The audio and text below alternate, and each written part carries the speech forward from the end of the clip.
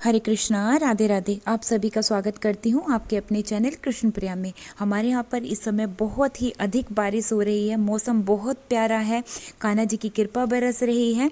आपके यहाँ पर मौसम कैसा है आप मुझे ज़रूर से कमेंट करके बताइएगा। जैसे कि आप सभी जानते हैं कि बहुत जल्दी पितृपक्ष श्राद्ध पक्ष शुरू होने के लिए जा रहा है। तो पितृपक्ष को लेकर बहुत सारे भक्तों के मन में ये जानने की जिज्ञासा रहती है, बहुत सारे सवाल रहते हैं कि जैसे पितृपक्ष चल रहा है तो क्या पितृपक्ष में हमें देवी देवताओं का पूजन करना चाहिए या नहीं, क्या लड्डू गोपाल जी की सेवा पितृपक्ष में कर सकते हैं। तो आज हम इसी विषय पर चर्चा करेंगे कि पितृपक्ष में लड्डू गोपाल जी की सेवा करना सही है या नहीं, क्या उनकी पूजा पाठ करना सही है या नहीं। इसी विषय पर आज हम सारी चर्चा करने वाले हैं। तो यहाँ पर मैं अपनी श्याम सुंदर जी का स्नान और श्रृंगार भी करा लेती हूँ और साथ ही साथ चर्चा भी शुरू कर लेते हैं। देखिए, ये तो आप सभी जानते हैं कि पितृपक्ष में श्राद्ध पक्ष में पितरों की पूजा होती है। जो हमारे पूर्वज होते हैं वह हमारे पितृ होते हैं, उन्हीं की पूजा जो है इस श्राद्ध पक्ष में पितृपक्ष में की जाती है। देखिए, पितृपक्ष में जो हमारे पितृ होते हैं, पूर्वज होते हैं, वो हमारे घर पर आते हैं और हम उनका तर्पण करते हैं, उनको भोग देते हैं और वो खुश होकर के अपना आशीर्वाद हमें देते हैं। देखिए, उनके आशीर्वाद से हमारे सारे कार्य सिद्ध होते हैं, सारे कार्य होते हैं। देखिए, वो अगर रुष्ट हो जाते हैं ना तो हमारे बने बनाए कार्य जो हैं वो बिगड़ने लगते हैं। कई बार देखिए, हम बहुत अधिक मेहनत करते हैं लेकिन उसका फल जितना हमें मिलना चाहिए वो नहीं मिल पाता है। तो इसका मतलब होता है कि हमारे जो पितृ हैं वो हमसे रुष्ट हैं, बने बनाए काम में रुकावट आ जाती है। कई लोगों के यहाँ तो देखिए संतान के लिए इतने परेशान हो जाते हैं, उनके यहाँ पर संतान ही नहीं है। तो उसका एक कारण ये भी है कि जो हमारे पितृ हैं वो हमसे खुश नहीं हैं, वो हमसे रुष्ट हैं।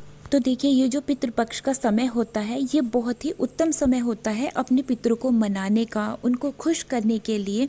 तो आप क्या कर सकते हैं उनको खुश करने के लिए? आप उनका विधि पूर्वक तर्पण कर सकते हैं, उनको भोग दे सकते हैं, उनके लिए आप पूजा पाठ करवा सकते हैं, उनके लिए आप भागवत जी इस तरह का जो है आप पाठ करा करके उसका जो भी पुण्य है वो अपने पितरों को अर्पित कर सकते हैं।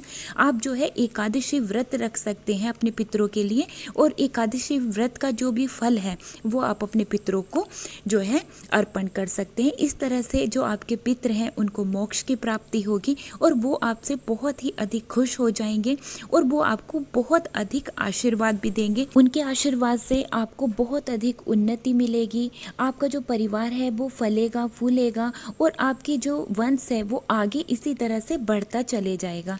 ये देखिए 16 दिन होते हैं, तो इन 16 दिन में आप अपने पितरों के लिए कुछ कार्य जरूर से करें, उनके नाम से आप दान करें।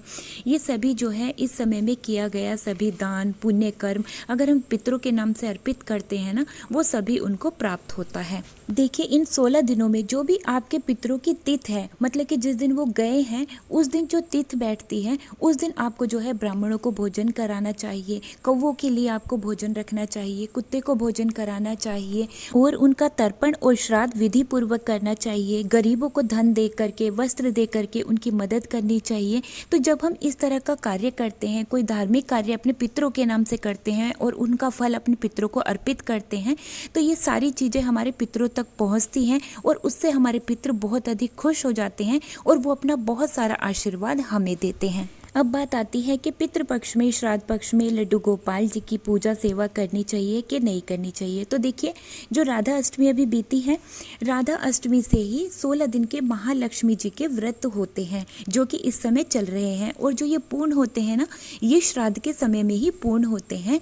माता के श्राद्ध के समय में भी पूजा अर्चना वंदना होती है और इस व्रत के प्रभाव से माता लक्ष्मी बहुत ही जल्दी प्रसन्न हो जाती हैं और जो भी इच्छा भक्त की होती है की इच्छा अनुसार वर देती हैं। उसी तरह से हमारे घर में विराजमान हमारे प्यारे से छोटे से लड्डू गोपाल जी होते हैं। सभी भक्त अपने अपने भाव के अनुसार लड्डू गोपाल जी की सेवा करते हैं। कोई सखा बना करके सेवा करते हैं, कोई पुत्र मान करके सेवा करते हैं, कोई अपने सुख दुख का साथी मान करके सेवा करते हैं। तो देखिए, सभी के भाव अलग अलग होते हैं और सभी अपने अपने भाव के हिसाब से ही अपने लल्ला की सेवा करते हैं। अब बात करें भगवान की तो देखिए, हमें ये कभी नहीं भूलना चाहिए कि जो हमारे प्यारे से लल्ला हैं, लड्डू गोपाल जी हैं, ये भगवान हैं। लेकिन जब हम इनकी स्थापना करवाते हैं, इनको विराजमान करवाते हैं, तो अपने लल्ला के साथ एक रिश्ता जरूर से बनाते हैं, जिससे हम पूरे हक से अपने लड्डू गोपाल जी से बातें करते हैं, अपना पूरा हक उनके ऊपर मानते हैं, अपना हक उनके ऊपर जताते हैं और उसी रिश्ते के साथ हमें आगे चलना चाहिए। अब मैं एक सवाल आपसे करती हूँ, अगर आपके यहाँ पर छोटा सा बच्चा है आपका, आपके पिताजी हैं, आपके भाई हैं, आपकी माता हैं घर पर, तो क्या आप पितृपक्ष में अपने भाई का, अपने पिता का, अपने पुत्र का सभी कार्य नहीं करते हैं? क्या आप अपने बच्चों के लिए भोजन तैयार नहीं करते हैं? क्या आप अपने घर में विराजमान पिताजी के, भाई के वस्त्रों को नहीं धोते हैं? क्या आप अपने बच्चे को स्नान नहीं करवाते हैं? उनकी जो भी ज़रूरतें हैं वो कार्य क्या आप नहीं करते हैं? उनकी सभी सेवाएं क्या आप नहीं करते हैं?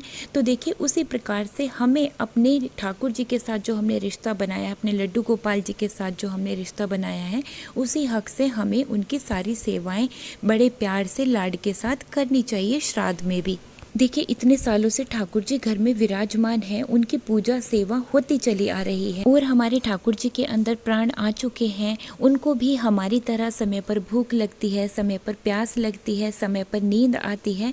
तो जिस तरह से आप रोज लड्डू गोपाल जी की सेवा करते हैं, उसी तरह से पितृपक्ष में भी आपको लड्डू गोपाल जी की सारी सेवा करनी है। उनको समय पर स्नान कराना है, समय पर जगाना है, समय पर उनकी मालिश करनी है, समय पर उनकी पूजा पाठ करनी है, उनकी आरती उतारनी है, उनको भोजन कराना है और उनको सुलाना है। तो इसी तरह से आपको जो है लड्डू गोपाल जी की सारी सेवाएं पितृपक्ष में करनी है। लेकिन अगर आप समय पर इनकी पूजा नहीं करेंगे, इनकी आरती नहीं करेंगे, समय पर इनको भोजन नहीं कराएंगे, इनको जगाएंगे नहीं, इन्हें सुलाएंगे नहीं, तो क्या ये आपसे खुश हो जाएंगे? और उल्टा ये आपसे बहुत अधिक नाराज हो जाएंगे। तो देखिए, जिस भाव से आप लड्डू गोपाल जी की सेवा करते हैं, वैसे ही भाव आपके प्रति लड्डू गोपाल जी भी रखते हैं, वैसे ही लीला वो फिर आपके साथ करते हैं। तो देखिए, श्राद्ध पक्ष का, पितृ पक्ष का लड्डू गोपाल जी की सेवा से कुछ भी लेना देना नहीं है।